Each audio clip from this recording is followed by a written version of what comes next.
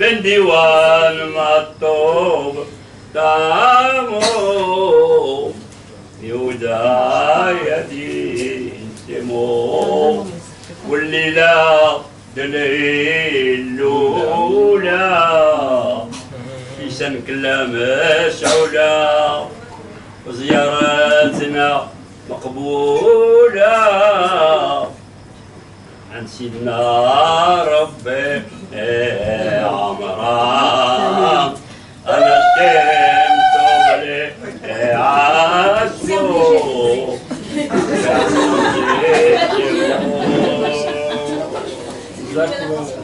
Viva, viva, viva, Rabbi Amram, viva, viva, viva, viva, viva,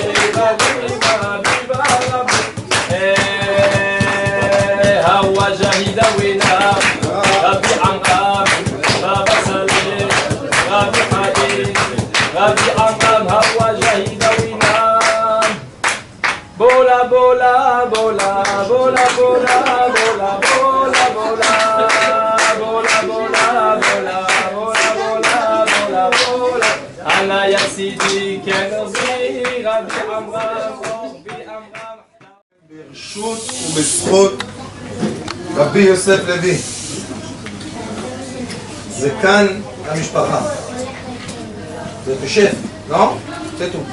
אז בזכות השף שלנו, et avec la permission בעזרת השם de l'âme de Rabbi Amram Ben Diwan et tous les tzadikim, on est très heureux de faire Motzei Shabbat, la Malka, on accompagne la Malka, la reine, qui repart vers son roi, Akadosh Baruch Hu.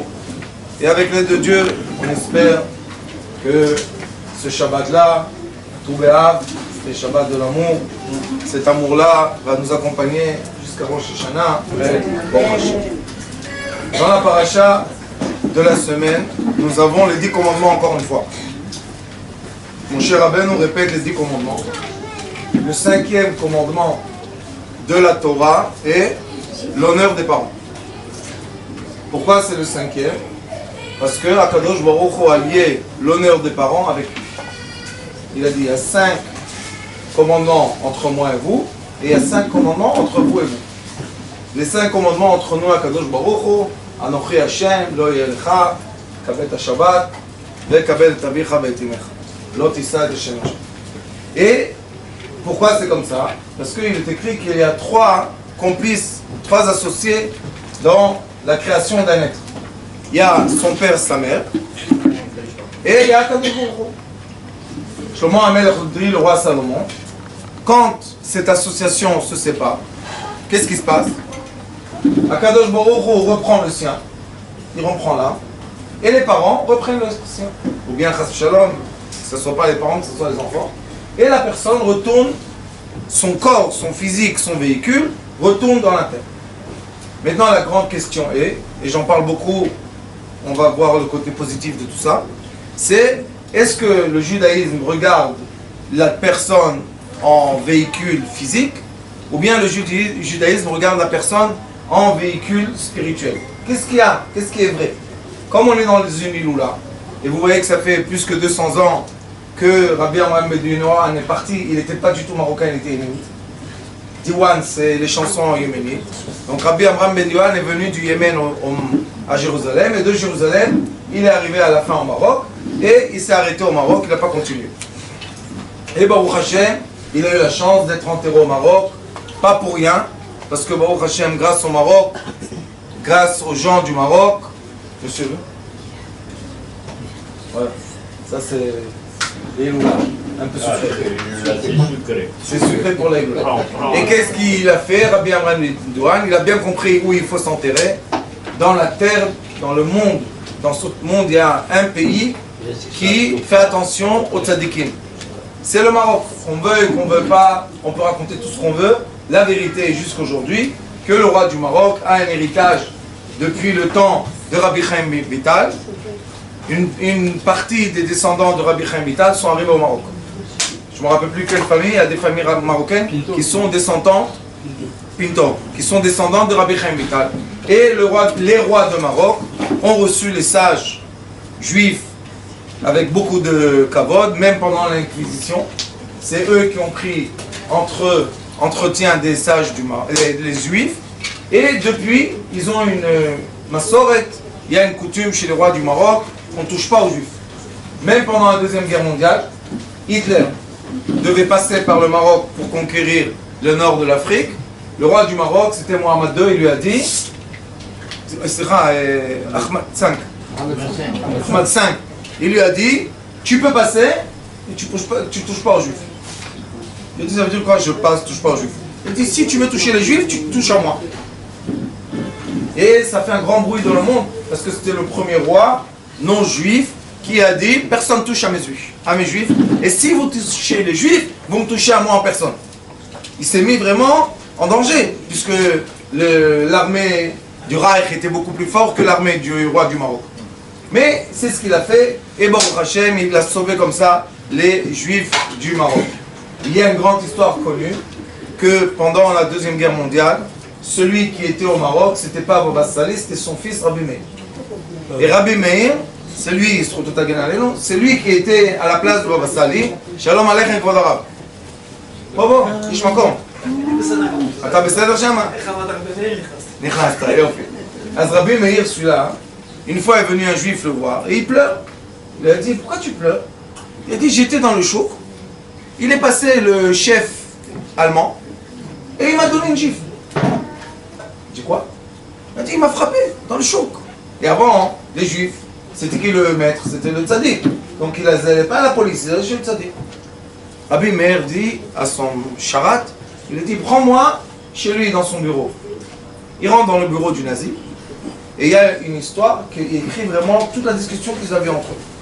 Et à la fin, Rabbi Meir il lui a dit, vous êtes les envoyés du christianisme pour punir le peuple juif, que vous dites qu'on a fait quelque chose à l'autre, l'acrobate.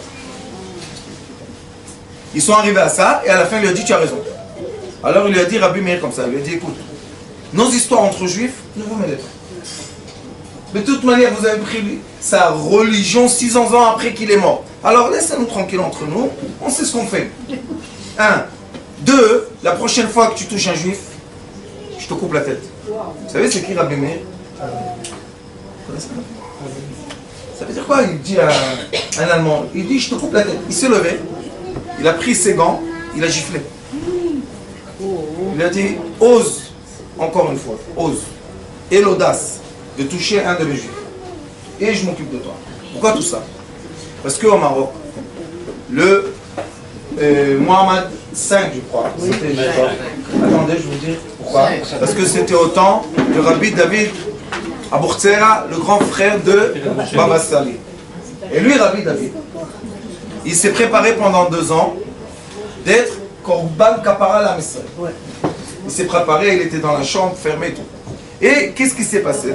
Le fils de Mohammed V, il avait un fils, c'était pas Mohammed II, il était un peu chercher des problèmes.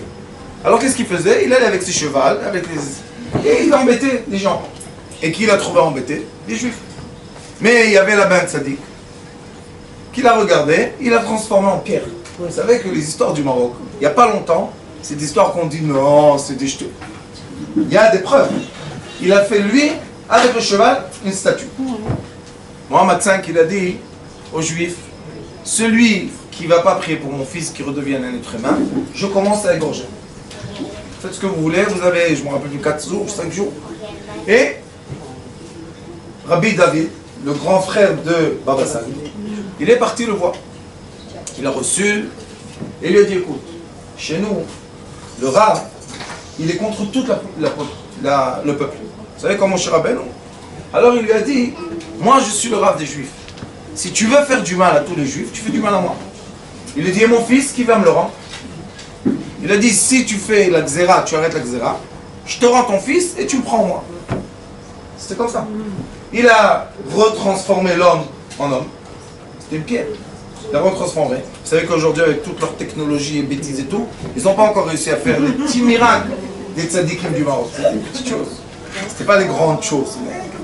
C'est pour intimider un peu la compagnie. Et qu'est-ce qu'il a fait le Mohamed V? Il avait tellement peur de Rabbi David.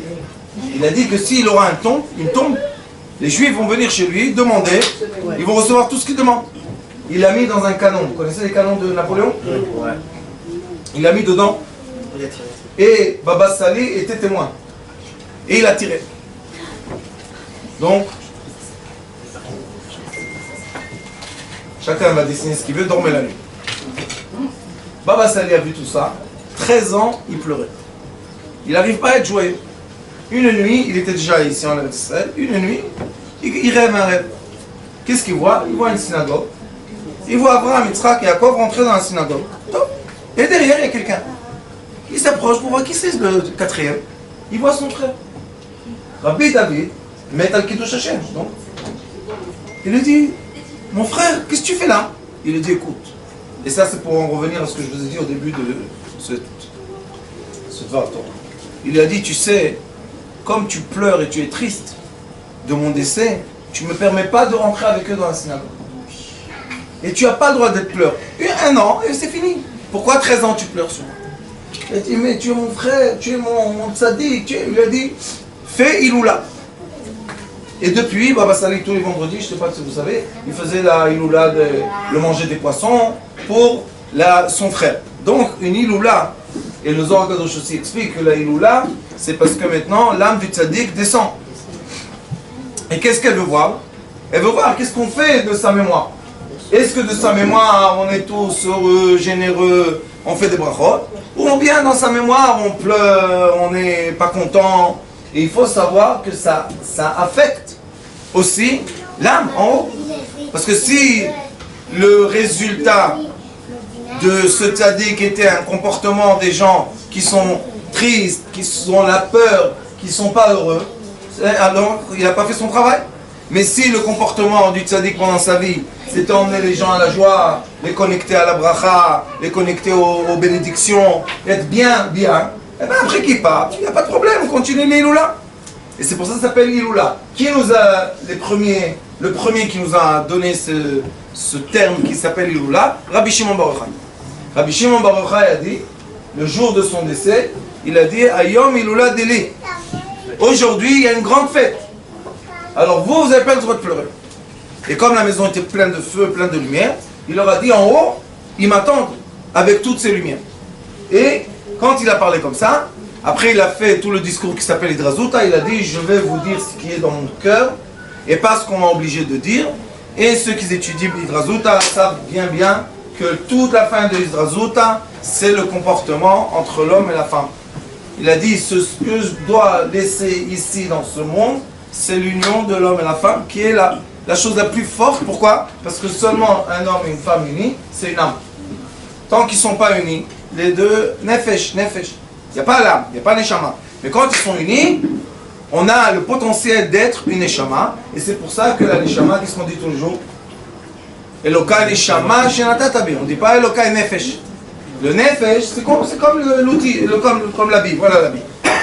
Qu'est-ce qu'on boit? On boit le verre ou on boit ce qu'il y a dedans? On boit ce qu'il y a dedans. Donc, nous, ce qui nous intéresse, c'est le dedans, le torse. Qu'est-ce qui contient cet outil magnifique qu'on appelle le corps de l'être humain? Qu'est-ce qu'il y a dedans? Et pour comprendre ce qu'il y a dedans, la Torah nous enseigne et nous dit, regardez mes enfants, je vous ai décrit ce que vous avez en vous. Et une chose qu'on a en nous qui est essentielle et principale, c'est la présence de nos parents. Nous avons le père et la mère qui sont présents dans notre corps, pas seulement dans l'enveloppe de notre corps, mais aussi dans les qualités que nous avons et le comportement que nous avons, ça vient de papa et maman. Le Zohar Kadosh dit, Parashat Mishpatim, Sarat Mishpatim, que l'être humain, avant qu'il vienne sur terre, Akadosh Baruch Hu lui dit, tu dois venir. Il dit, je ne veux pas venir. Il dit, pourquoi tu ne veux pas venir? Il dit, j'ai peur de fauter. Il dit, c'est pour ça que je t'ai créé. Maintenant, va chercher tes outils. Et qu'est-ce qu'il fait?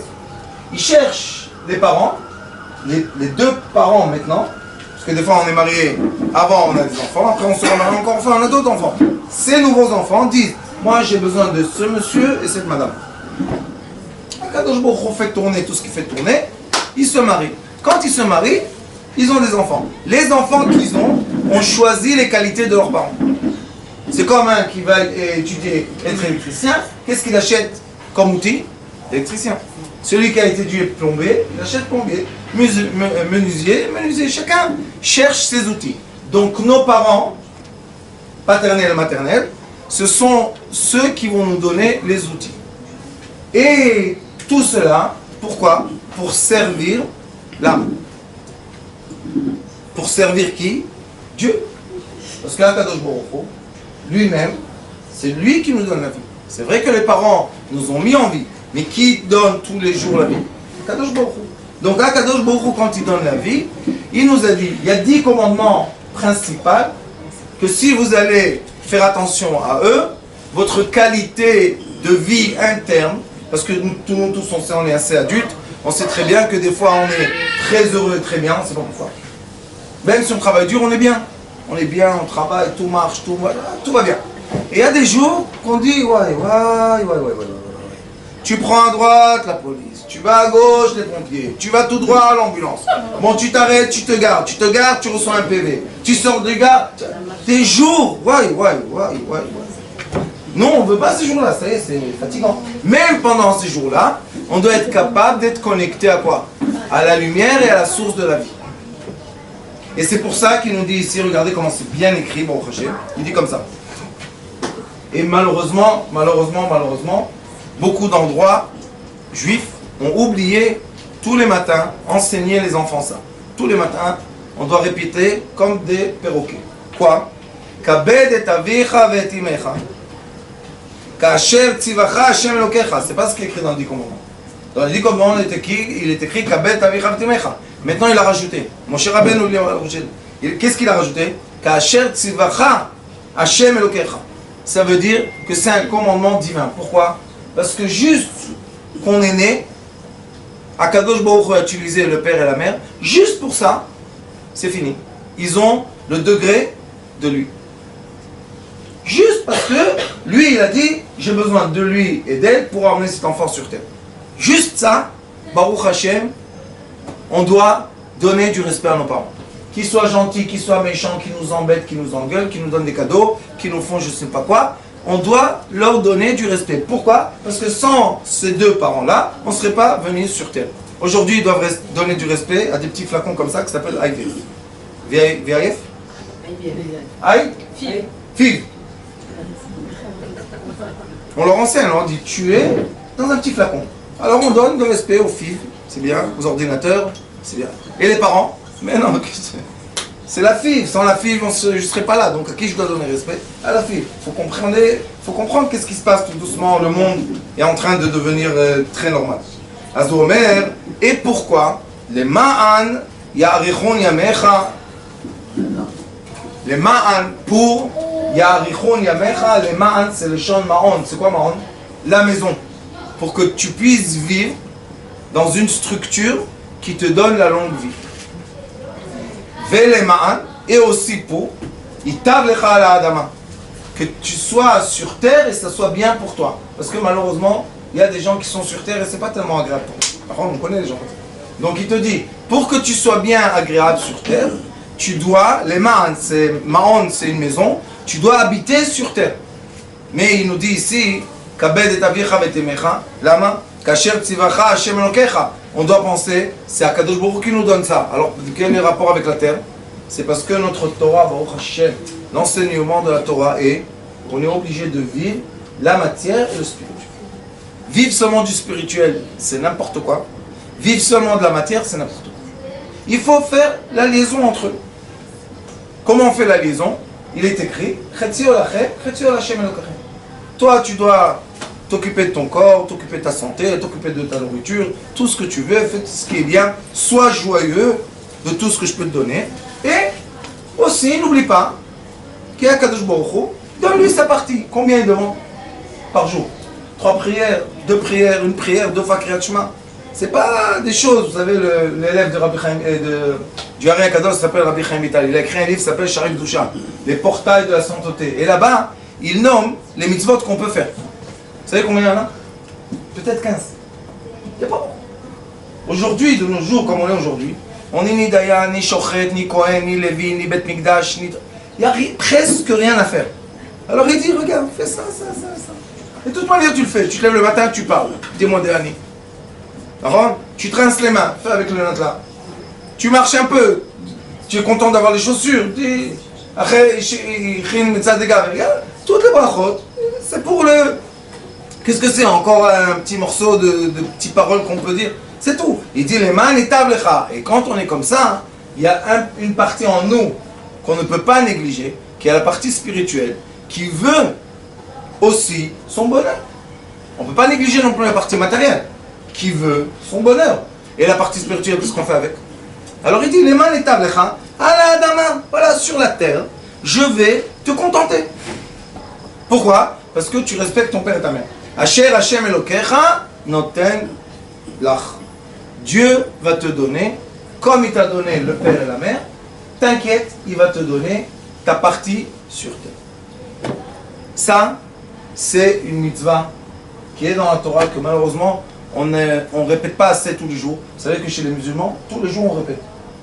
Le premier psaume qu'ils disent tous les jours, c'est Dieu. Le deuxième, c'est que Mohammed, c'est le prophète. Et le troisième, c'est quoi? Tous les enfants, tous les jours. Tu dois respecter ton père et ta mère. C'est un rituel du jour. Malheureusement, nous, on a un peu oublié le rituel. Et quand on oublie quelque chose, c'est comme on oublie une chanson. À la fin, comme on oublie en langue, on oublie la langue, on voit nos parents, on a oublié qu'on doit les respecter. Pourquoi? Ils m'embêtent, ils m'énervent, ils sont comme ça, ils m'ont demandé, Tu peux tout dire, mais c'est eux qui t'ont mené sur terre. Ils sont les complices de Dieu, ils sont les associés. Tu dois respecter les associés. Vous savez, il y a des gens qui veulent faire des affaires avec quelqu'un et ils te disent, avec toi je le fais. Mais avec ton associé, vous pensez que les associés ne parlent pas entre eux? Il lui dit, tu sais, il veut avec moi faire, mais avec toi, il ne veut pas faire. Qu'est-ce qu'il lui dit son associé? J'ai deux. Il va nous casser la tête, celui-là, il va rentrer entre nous, il va nous scier. Non. La même chose à Kadosh Baruch Hu. Il dit, j'ai des associés, c'est ton père et ta mère. Tu es content? Oui. T'es pas content? Oui aussi. Quelle est la différence? Si tu es content, tu vas profiter de notre association. Si tu n'es pas content, elle ne va pas être tellement agréable pour toi. Alors c'est pour cela que Baruch Hashem, Rabbi Amram Ben Diwan et tous les tzadikim, pendant toutes les générations, avaient le respect de leurs parents puisqu'ils gardaient la Torah. Et ce respect-là, Baruch Hashem, on a eu la chance pendant des générations, Je ne sais pas si vous voyez la différence, grande différence, entre les enfants qui ont été élevés en France ou au Maroc et les enfants qui sont élevés ici. Les enfants qui sont élevés là-bas, en France, au Maroc, ils donnent du respect à leurs parents très longtemps. Ceux qui sont là, à l'école, l'autre tsarich haba, l'autre tsarich le communisme, l'autre tsarich à l'armée, n'en parlons pas du tout, vous nous faites juste la vaisselle, le linge, on retourne, on s'en va, après ils finissent l'armée, je vais aller un peu en Inde, ils viennent de l'Inde, ils te disent laisse-moi tranquille, je vais à l'université, on a perdu. Et c'est pour ça que ça ne marche pas. Vous voyez, à la fin, ça débloque, la montre se débloque. Pour que la montre se remette en place, il faut reprendre, Baruch Hashem, le rituel du respect des parents. Alors, que Dieu nous donne à tous l'éclair dans notre cerveau, que le respect de nos parents, c'est pas je veux pas, c'est tout simplement une partie du bien sur terre. Combien de fois j'ai vu des enfants qui n'ont pas respecté les parents, leur dernier moment, c'était pas très agréable parce qu'après ils ont dit comment je vais rattraper tout ce que j'ai pas fait. Alors oui, c'est pas toujours sympa, c'est pas toujours facile, c'est vrai, mais au moins ça apaise ton cœur. Et après qu'on a eu la chance de respecter nos parents, on se sent mieux que quelqu'un qui parle pas bien avec ses parents ou bien ils veulent de l'aide, il vient pas les aider. Il y a trop d'histoires et je vais vous raconter une petite histoire du Maroc. Une des familles qui s'est occupée de Sadna Baba Sali, était la famille Azouk. Et j'ai eu la chance qu'une de mes tantes s'est mariée avec un Azouk. Et lui, sa mère s'appelait Simi, Mama Simi. Et elle était la servante de Baba Sali quand elle était petite. Je sais pas si vous savez, mais Baba Sali, quand il allait... Hein? Non, pas celle-là, une autre. Et elle, vous savez, quand Baba Sali, il allait à Taflal dans les endroits, les seuls qui pouvaient lui donner à manger, c'était des jeunes filles moins de 12 ans. C'est les seuls qui pouvaient lui donner à manger. Et lui, il voulait cette femme. Et elle, je ne sais pas pourquoi, ça ne s'est pas arrangé, il était assez âgé, elle n'a pas voulu. Ils l'ont marié avec un daron. Vous connaissez la famille daron? Elle a été famille daron et lui, famille Azout. Ils l'ont marié avec un Azout. Top. Ils l'ont marié avec elle, très jeune, à l'âge de 14 ans, elle a eu mon oncle. Elle avait 14 ans. Et après son mari, malheureusement, la petite goutte sympathique dans les petites bouteilles sympathiques, ça ne marchait pas et il est décédé, elle était très jeune. Ce garçon-là, qui est devenu le mari de ma tante, depuis très jeune, il était dévoué. Comme c'était le Bechor, il s'occupait de sa mère.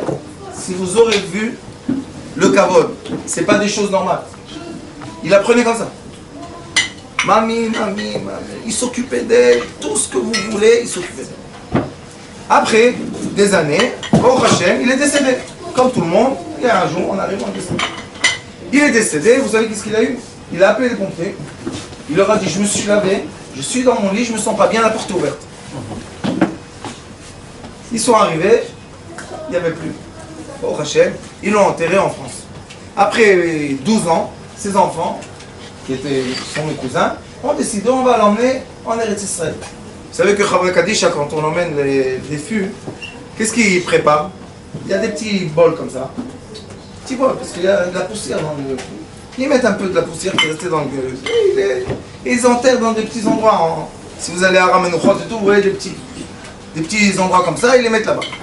Et lui, ils ont tout préparé comme ça. Ça fait du grand business, vous savez. Vendre 2 mètres à la place de donner 40 cm, ça fait beaucoup d'argent.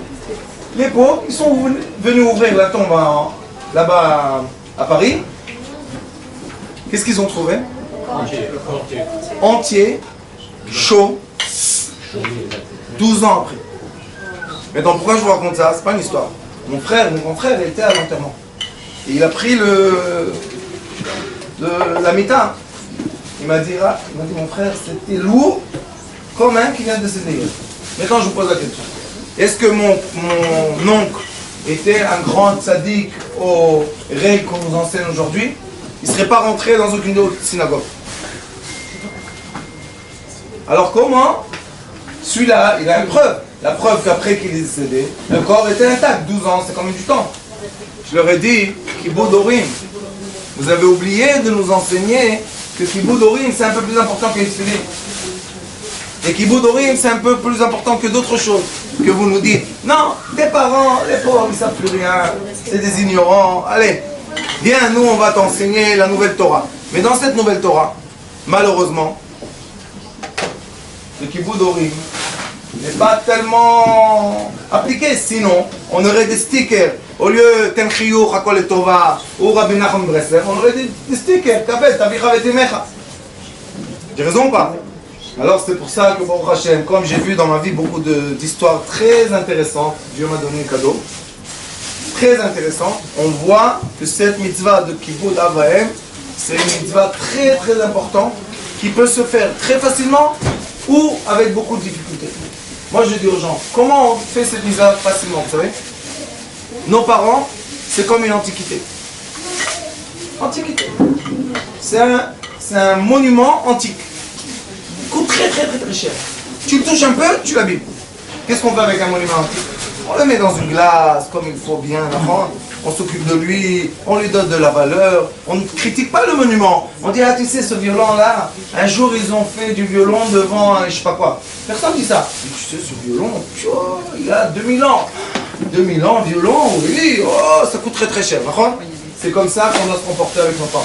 C'est une antiquité très chère. On ne touche pas. Parce que si on touche, on peut endommager. Et tout ce qu'ils disent, ils ont raison. Comment ils ont raison? Tout ce qu'ils disent, ils ont raison. Est-ce que ça doit me faire du mal ou du bien? Non. Mais ce qu'ils disent, ils ont raison. Oui, tu as raison. Qu'est-ce qu'il y a? Tu as raison. Ne pas contrarier nos parents. Et si quelqu'un fait attention comme ça à ses parents, même s'il n'est pas d'accord avec eux, tu as le droit de dire, moi je suis par exemple, je sais pas, je suis devenu Chabad, mon père, il est rien du tout, il veut rien du tout. Qu'est-ce qu'il y a de mal? T'as le droit, papa, t'as le droit, tu as raison, tout va bien, tout. Mais quand on commence à les contrarier, tout va pas bien. Parce que qu'est-ce qu'on dit? On est plus intelligent que ceux qui nous ont créés. C'est un peu moderne comme histoire. Alors avec l'aide de Dieu, on a la chance de prendre de cette île-là dans les deux mains, avec beaucoup d'amour, le respect de nos parents, et que nos enfants aient le respect de nous, et avec l'aide de Dieu qu'on est entre nous toujours. Ahava, Achva, Shalom, Vereut, Shavua Tov, Toda Rabba. Le Zohar HaKadosh nous dit, Baruch Hashem, que quand il y a la Iloula d'un tzaddik, et on allume une bougie pour lui, il est obligé de venir. Obligé de venir. Pourquoi? Il est écrit Ner Hashem, Nishmat Chaim. L'âme, quand on allume une bougie, c'est pour ça que quand on fait la Haskara, on allume une bougie. Ner Hashem, Nishmat Chaim. Et comme je vous dis toujours dans les Iloulot, quand Baruch Hashem, la personne, elle prend la bougie, après on éteint. Quand elle prend la bougie, elle allume, l'âme du tzaddik arrive. Et comme elle arrive, Baruch Hashem, après chacun a ses histoires avec les tzaddikim. Amen.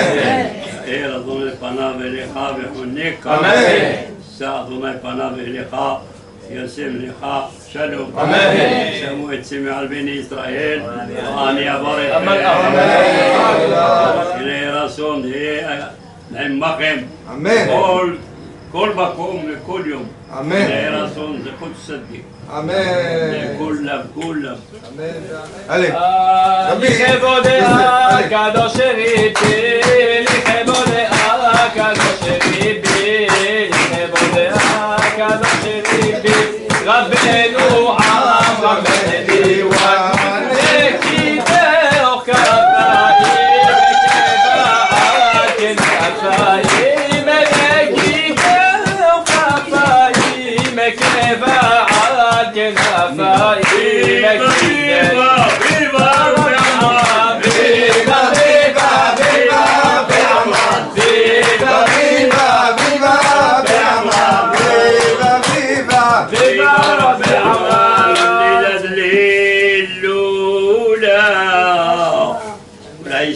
كيسا كلها مسؤولة زيارتنا مقبولة عن سيدنا ربي عمران أنا شمس طوبلك عاسمو ربي عمران جيشمو من ديوان المطلوب تامو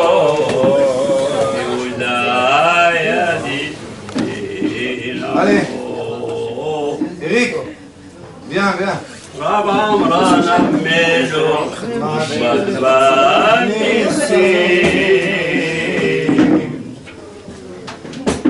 Continuez, Rabbi Yosef. Rabbi Amram Melumat Banissim בית נטואן, שם מקום משכבו. נגילה, הללויה, נגילה, נגילה, הללויה, נגילה. בזמן הגאולה. הללויה. בעמרן في كل دينا بعمران زخوتوت كل معنا كلنا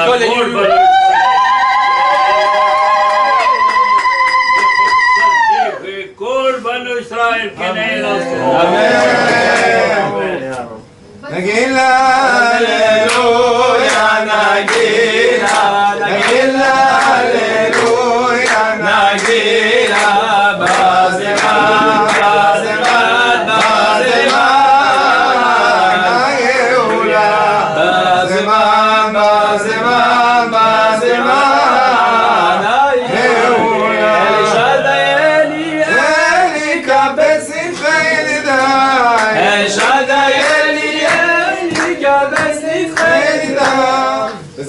avec l'aide de Dieu, une des choses qui est les plus acceptées dans le ciel, c'est Kabbalat Ol Malchut Shamayim.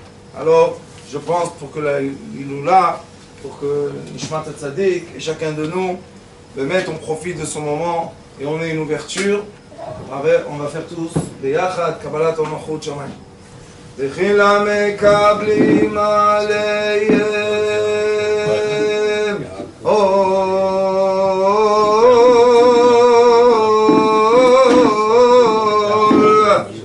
מלכות שמיים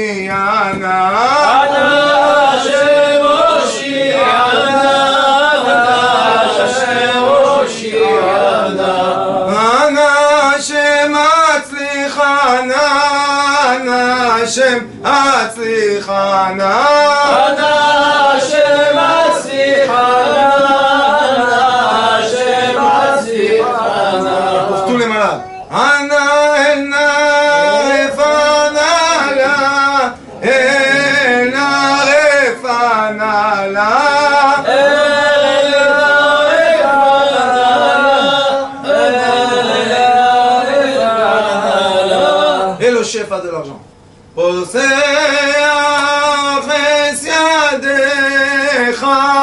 ומשביע לכל חי רצון. פותח את ידיך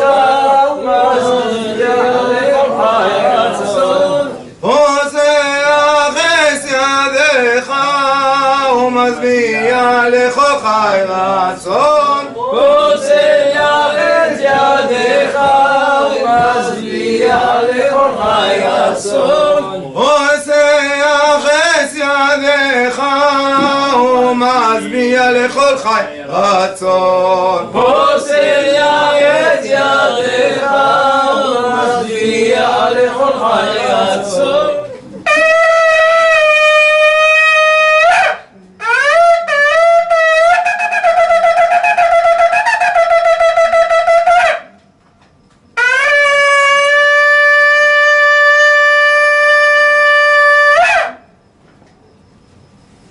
Baruch Hashem.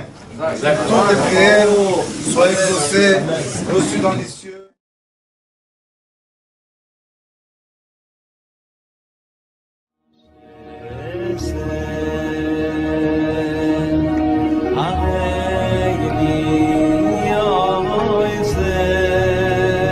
הוא היה אומר לי, בבית שלי יש מלאכים, לא רוצה לצאת מהבית.